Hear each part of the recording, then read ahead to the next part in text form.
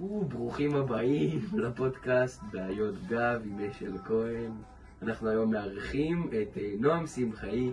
שלום, בדיונים בשביל עבודה באזרחות לקראת סוף שנה, בדיונים במיוחד על יוקר המחיה. בעיה קשה. אתה שמעת שלאחרונה העלו את הדלק? אני לא רק שמעתי, אני גם משלם עליו, כי אני בעל רכב צעיר במדינת ישראל. שמע, זה מפגר לגמרי. אנחנו לא יכולים לשלם על כלום, הארוחות בחוץ, יוצא השקעות, אני צריך הלוואה בשביל לקנות דונדורנט, אני לא...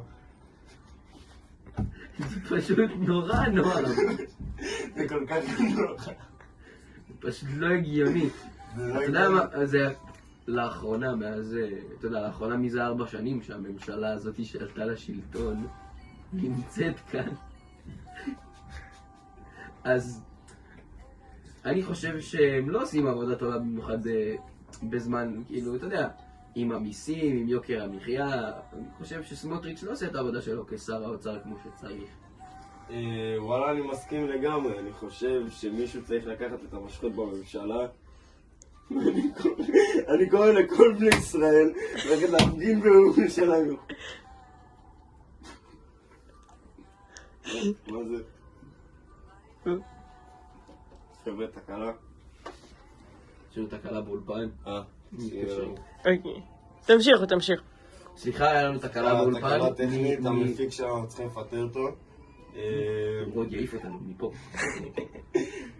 קיצר, מה נעשה עוד 20 שנה שאני צריך לקנות דירות? איך אנחנו נתמודד? יש לנו ילדים. אתה יודע כמה עולה ילד ממוצע במדינת ישראל עד גיל 18? כמה תגיד לי? 1,000,000 שקל. זה יקר. זה יקר מאוד.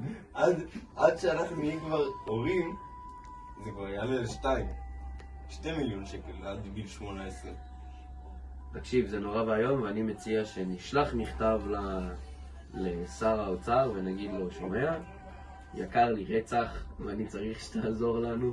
האנשים הפשוטים, בסוף מי שנפגע מזה זה האנשים הפשוטים. עכשיו אני רוצה לפנות אליכם, לחבר'ה הצעירים, לחבר'ה בקהל, האלה שיכולים עוד לעשות שינוי, כי אנחנו כבר זקנים, אנחנו כבר אין לנו כוח לזה.